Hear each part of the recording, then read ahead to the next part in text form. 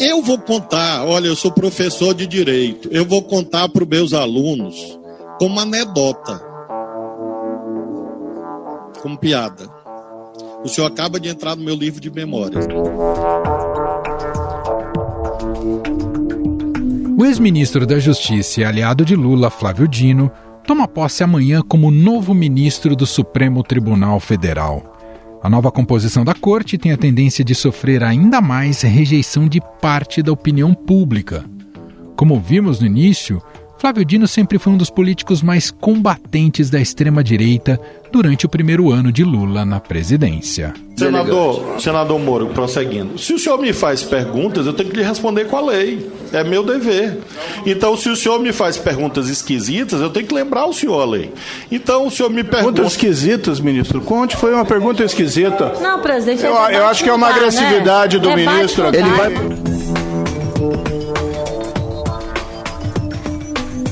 Uma pesquisa recente feita pelo Instituto Atlas Intel mostrou que mais da metade dos brasileiros dizem não confiar no trabalho do Supremo Tribunal Federal. Dos 1.509 entrevistados, 50,9% disseram não confiar nos ministros do Supremo, enquanto 42,3% afirmam confiar e 6,8% disseram não saber. Em grande medida, segundo o perfil apresentado nesta pesquisa, as pessoas que responderam negativamente sobre o STF são heterossexuais, moradores da região Sul e Sudeste, evangélicos com renda familiar entre 3 e 5 mil reais e que votaram em Jair Bolsonaro na última eleição. A cruzada que os bolsonaristas travam contra a corte é de longa data e remete ainda ao governo do ex-presidente. O ministro Ricardo Lewandowski do Supremo determinou que o governo apresente em 30 dias um plano nacional de vacinação contra a Covid. O Ministério da Saúde afirma que a estratégia vai ter como base campanhas já coordenadas pelo SUS. Durante a pandemia da Covid-19, o STF foi responsável por obrigar o governo passado a tomar medidas essenciais para garantir a segurança da população. Nas eleições, coube não apenas à Corte, mas também ao Tribunal Superior Eleitoral desmentir as acusações de fraude feitas por Jair Bolsonaro. O pessoal desconfia, eu desconfio, mais do que desconfio, né? Eu tenho convicção de que realmente tem fraude, tá? As informações que nós tivemos aqui, talvez a gente venha disponibilizar um dia, né? É que em 2014 o Aécio ganhou eleições, em 2018 ganhou em primeiro turno. E daí alguns falam, eu nunca vi ganhador reclamar. Eu estou reclamando que eu quero transparência. O principal alvo de Bolsonaro e dos bolsonaristas é o ministro Alexandre de Moraes, que se tornou uma espécie de bastião contra o radicalismo. Isso tem uma explicação. O magistrado é relator de inquéritos que atingem em cheio o coração da extrema-direita, como os atos de 8 de janeiro. Não é possível ter qualquer possibilidade de esquecer que isso tentou subverter a democracia no Brasil, tentou acabar com os poderes constituídos, principalmente o Supremo Tribunal Federal. Recentemente, Alexandre de Moraes proibiu o adiamento da convocação de Jair Bolsonaro para prestar depoimento na Polícia Federal sobre uma suposta organização que planejava um golpe de Estado. Os esclarecimentos do ex-presidente devem ser feitos no dia de amanhã.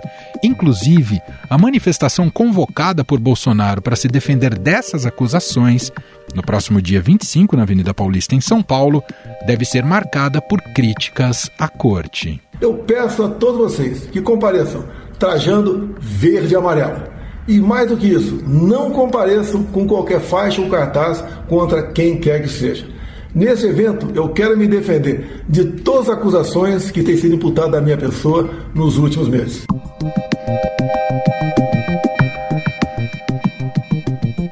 Claro que, pela pesquisa, não dá para dizer que todos os que dizem não confiar no STF são bolsonaristas.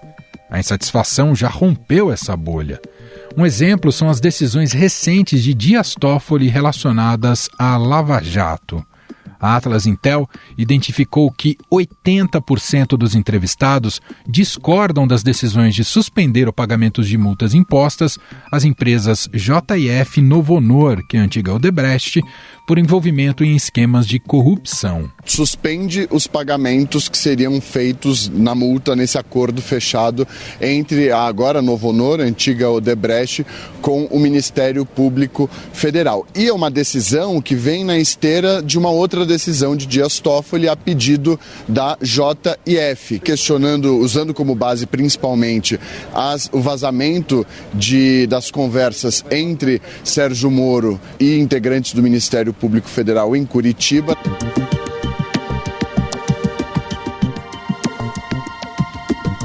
A avaliação do desempenho dos ministros no combate à corrupção é a pior entre vários temas perguntados. Quase 60% dos entrevistados disseram que os ministros têm desempenho péssimo ou ruim no combate à corrupção. Entre os ministros do Supremo, Carmen Lúcia é a que tem melhor avaliação. 48% dos entrevistados disseram que a ministra tem imagem positiva. Depois dela, como os mais bem avaliados, aparecem os ministros Alexandre de Moraes, com 39%, e Luiz Roberto Barroso, com 38%. Ele é o atual presidente da Corte. Não há dúvidas de que o Supremo teve uma atuação importante nesses últimos anos, com a punição aos corruptos do Mensalão, a preservação das prerrogativas dos estados na pandemia e a defesa do processo eleitoral, além da responsabilização dos executores e artífices do atentado do 8 de janeiro. De baderna, não teve nada. Não, foram de forma programada, financiada. A Procuradoria recentemente denunciou os primeiros financiadores para conseguir um golpe militar, depor o governo eleito, que havia tomado posse uma semana antes, e fechar o Supremo Tribunal Federal.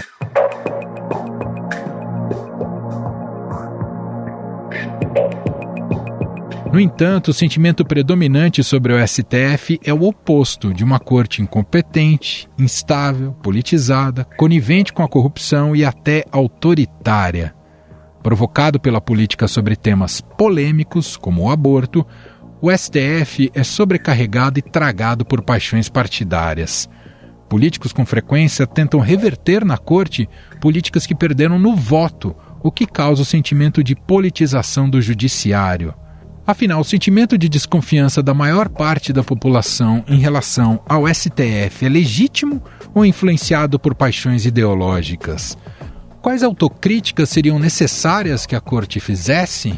Sobre estes temas, vamos conversar com o professor de Direito Constitucional do INSPER e autor do livro Supremo entre o Direito e a Política, Diego Werneck Arguelles.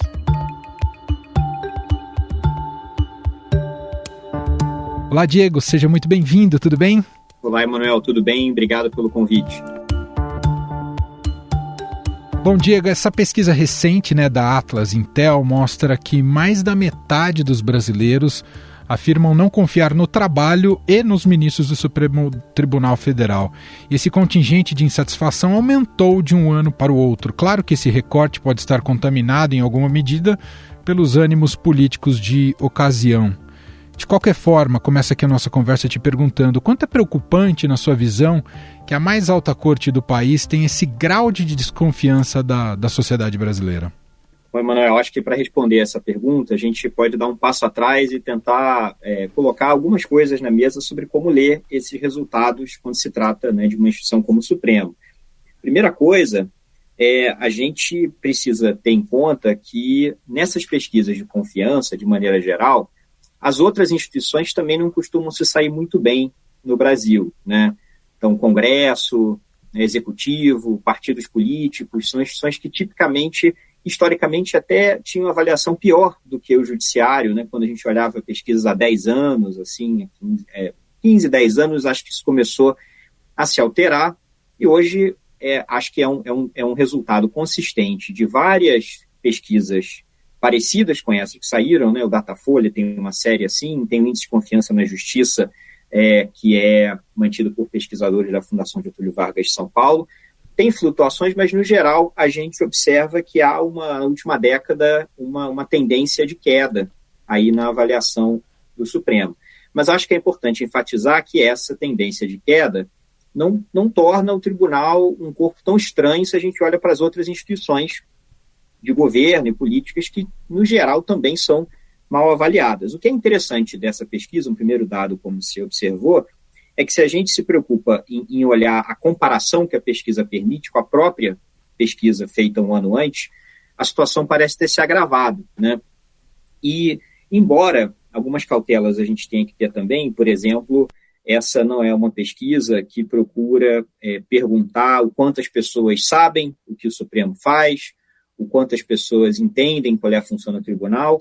Ainda assim, eu acho que é um dado relevante para a gente considerar, sobretudo em termos dessa piora, né? Por que as outras perguntas que eu mencionei aqui seriam relevantes? E por isso que a gente tem que olhar vários estudos, né, com perguntas diferentes, perguntas complementares, porque é difícil a gente saber o que exatamente a gente está medindo com essa pergunta sobre confiança. As pessoas podem ter uma visão de um tribunal que tem que resolver os problemas delas.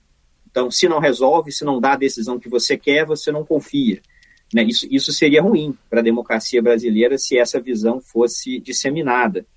Mas as pessoas podem, por outro lado, pensar, bom, esse é um tribunal que resolve questões que muitas vezes vão me desagradar. E aí confiar que esse tribunal vai estar sendo bom árbitro dessas questões, né? Então tem maneiras diferentes de entender o que as pessoas podem ouvir quando a gente pergunta sobre confiança e somar estudos diferentes, resultados diferentes, perguntas diferentes é algo importante. Mas dito isso, eu acho que não é surpreendente que a gente observe nesse e em outros estudos que algo aconteceu nos últimos anos, né? Com exceção de um período na pandemia em que alguns desses resultados apontaram para uma melhora na confiança do Supremo, eu diria que nos últimos anos a gente vê uma tendência que não é assim muito favorável à confiança na instituição. Uhum. Bom, quando se depura alguns dados, né, sobre o perfil dos entrevistados nessa pesquisa, se identifica que ali estão muitos eleitores do ex-presidente Jair Bolsonaro, né, nessa pesquisa mais recente. E isso é um aspecto que não é desprezível. E te pergunto, Diego, em que medida a extrema-direita no Brasil contribuiu decisivamente para a perda de credibilidade dos ministros do Supremo Tribunal Federal?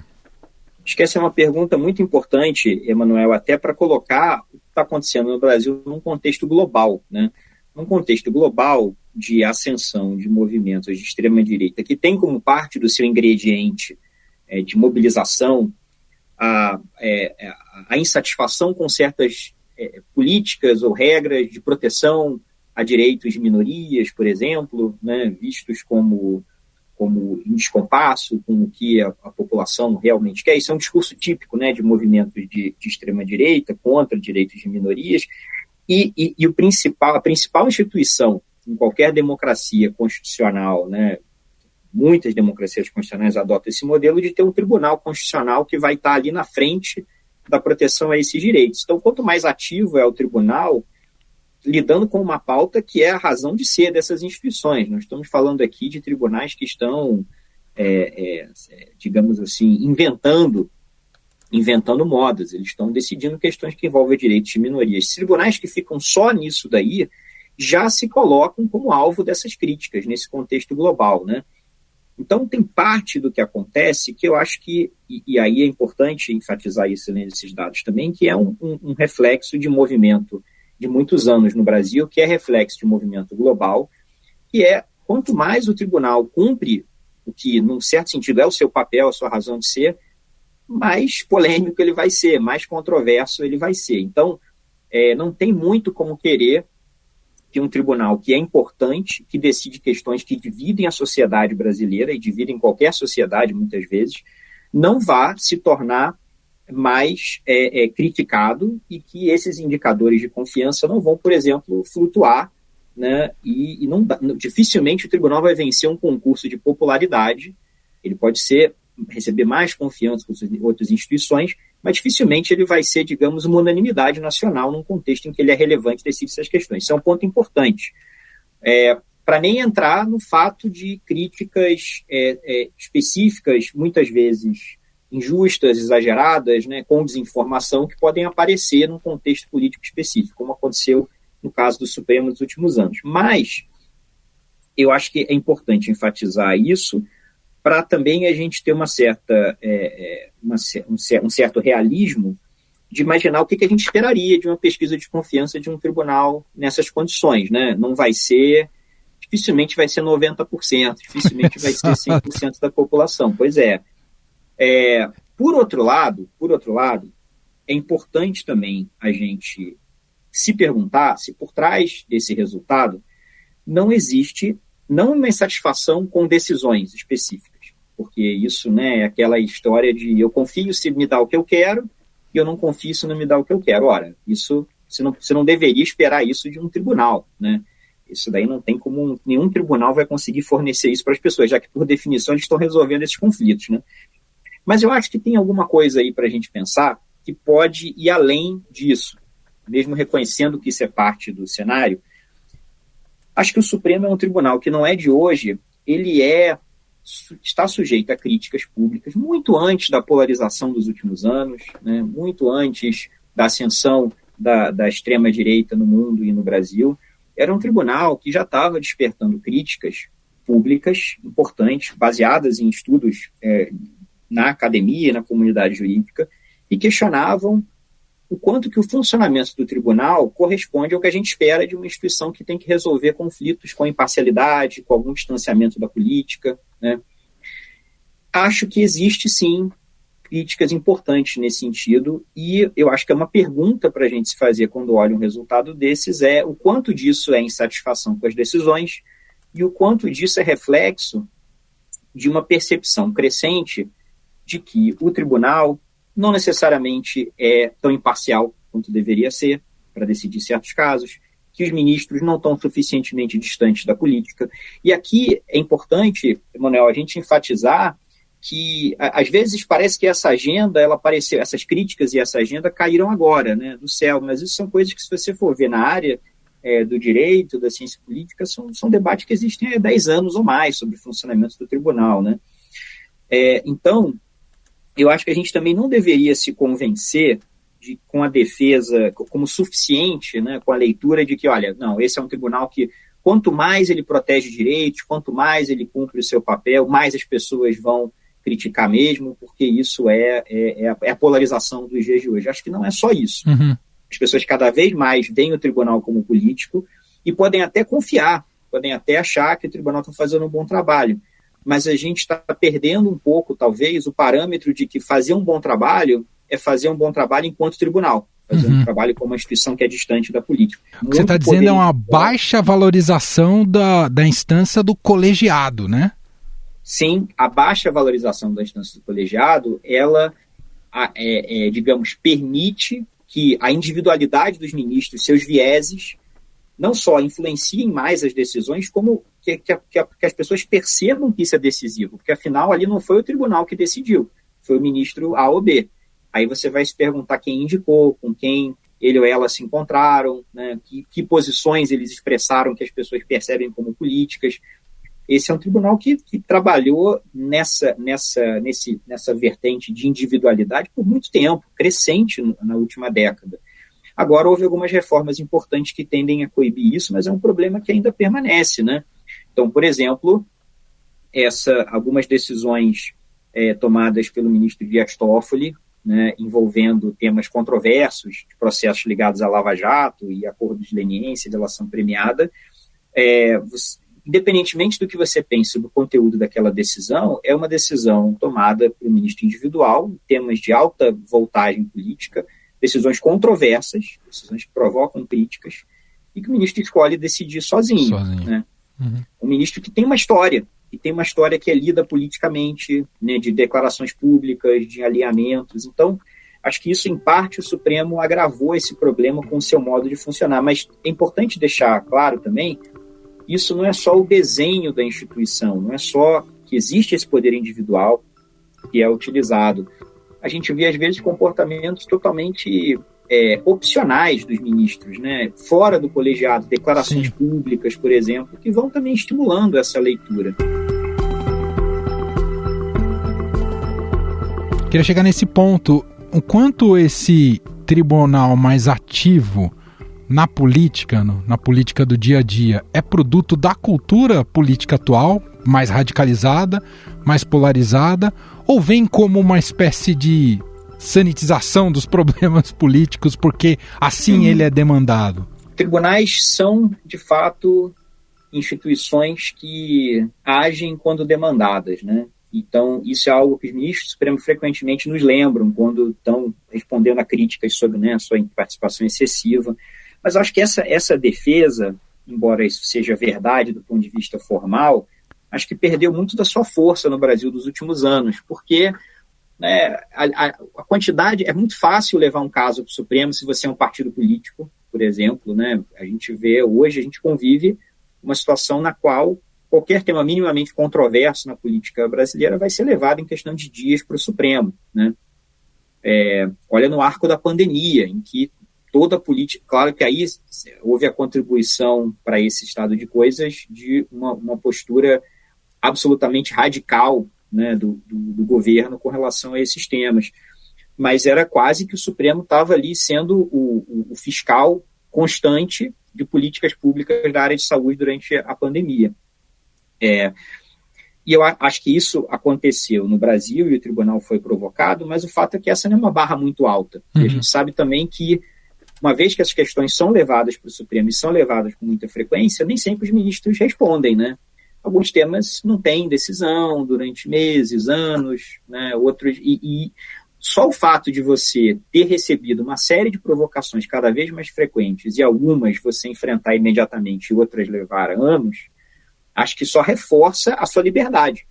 Aí embora esse argumento do eu só ajo quando provocado pareça enfatizar estou de mãos atadas, quando a gente olha a quantidade de casos, a frequência das provocações sobre todo e qualquer tema e o fato de que o tribunal vai acabar escolhendo sim quais delas vai se pronunciar em cada momento, acho que acaba virando um pouco o sentido dessa ideia, né? Esse é um tribunal que tem muita liberdade para escolher o que priorizar e acho que as pessoas perceberam isso. Hoje, se você pergunta para as pessoas, assim, explica para mim, assim, como que o tribunal escolhe quais casos vai julgar. Acho que ninguém vai fazer muita ideia de quais são os mecanismos, mas vai ter alguma percepção vaga de que eles querem, mais ou menos, né? Isso aqui eles priorizaram nesse momento para evitar conflito com o Congresso, isso aqui saiu de pauta porque havia uma situação pública que poderia ser espinhosa para o tribunal. Então, isso pode estar equivocado em vários casos, essa narrativa, mas eu acho que é uma narrativa que se tornou dominante na imprensa também. Tudo é interpretado como se fosse escolha, e acho que isso também reforça o problema que eu estava apontando. O aspecto combate à corrupção é um dos mais mal avaliados aí nessa pesquisa. A gente observa, neste momento, a Corte, até por decisões individuais, reavaliando decisões, revendo decisões da Operação Lava Jato, que cometeu muitos equívocos em seu curso. Mas o senhor não teme que o Supremo pode estar desbalanceando para o outro lado, se tornando uma corte revisionista e contribuir para essa percepção de uma corte que não combate a corrupção? Acho que, sem dúvida, a corrigir erros e mudar a sua jurisprudência de maneira mais geral é algo que não deveria, em si, ser um problema para tribunais. O que pode se tornar um problema é quando isso acontece com uma velocidade extrema, com um radicalismo extremo, porque isso reforça, acho que isso é verdade para o arco da Lava Jato, em várias coisas, mas acho também que isso é verdade de maneira mais geral, né, porque aí as pessoas começam a se perguntar quão maleável é essa jurisprudência, né? Se essas pessoas tinham tanta convicção de certos argumentos há alguns anos, e alguns anos depois a convicção muda, né? O quanto então que você acredita na sinceridade daqueles argumentos apresentados, ainda mais quando eles muitas vezes são colocados de forma muito hiperbólica, né? O ministro A, em determinado momento, diz isso aqui é inadmissível, e o mesmo ministro, alguns anos depois, diz não, na verdade, inadmissível é o contrário. Né? Então, acho que esse tipo de dinâmica Não é você mudar a jurisprudência, não é você revisitar questões, especialmente o que é importante lembrar que no caso da Lava Jato, essa sempre foi uma corte dividida, né? Essa sempre foi uma corte conflitada internamente. Quando está dividida assim, às vezes 2 votos de diferença ali pode mudar o resultado. Acho que isso não seria difícil evitar que uma corte dividida assim, não em algum momento do futuro, não revisitasse essas questões com resultados diferentes. Mas é que isso é algo que, digamos, é um estoque de revisitar o passado que não pode, ele tem um fim, né? Ele é finito. Quanto que você consegue fazer isso antes que as pessoas comecem a se perguntar, mas então é uma liberdade total. Então, o tempo é o senhor das decisões do tribunal e não os argumentos que os ministros estão colocando de fato ali. Eu não saberia, acho que estou só colocando aqui um critério geral muito abstrato, mas eu acho que, de alguma forma, a gente tem que tentar pensar em como torná-lo concreto em problemas específicos para o tribunal. Um tribunal que se coloca como capaz de fazer quase qualquer coisa no tempo que quiser e mudar quase tudo que fez, é um tribunal que está mandando para as pessoas uma imagem de liberdade. Sim, perfeito. Até para a gente fechar, queria te fazer uma pergunta para buscar esse melhor entendimento jurídico, né, e sobre o funcionamento da corte. O quanto que o STF acaba pagando um preço por ter que atuar sobre uma Constituição que é muito ampla? Isso não sobrecarrega demais a corte e também ajuda a passar essa imagem de um judiciário lento e ineficiente? Não caberia uma melhor distribuição disso, pensando no judiciário como um todo, professor? Acho que aí a questão talvez seja não tanto da extensão da Constituição, mas na facilidade com que você consegue levar questões como se fossem questões constitucionais ao tribunal. Perfeito. E eu acho, critério, né? E eu acredito, o acesso e o critério para você considerar que essas questões envolvem, né, algo da competência do tribunal, que a princípio você deveria levar um recurso lá se você mostra que tem uma questão constitucional envolvida. Eu acho que isso depende menos do texto constitucional, mas essa é minha visão, e mais, né, de como os ministros e o judiciário interpretam esse texto, né, sinalizam para as pessoas que elas têm uma chance diferente de zero, de ter uma resposta diferente se continuarem recorrendo lá para cima.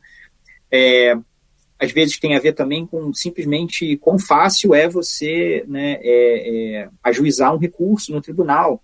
Né? Tem propostas diferentes com relação a isso, de você mexer nos critérios, de você tornar mais caro o acesso para alguns recursos, para quem pode pagar.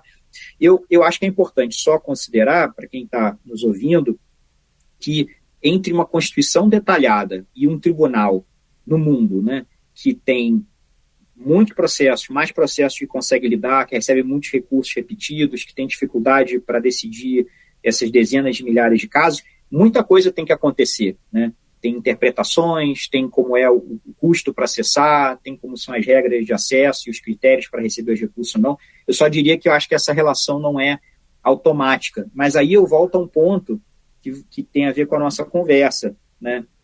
O Supremo também, ao se colocar como digamos, o fiscal quase que imediato das outras instâncias do judiciário, em muitos casos, a gente vê um crescente número de ações chamadas reclamações, que são processos que há 20 anos eram muito raros, mas que você leva para o Supremo quando você alega que alguma autoridade, tipicamente um juiz, mas não necessariamente, desrespeitou uma decisão do tribunal. Essas decisões são crescentes no Supremo.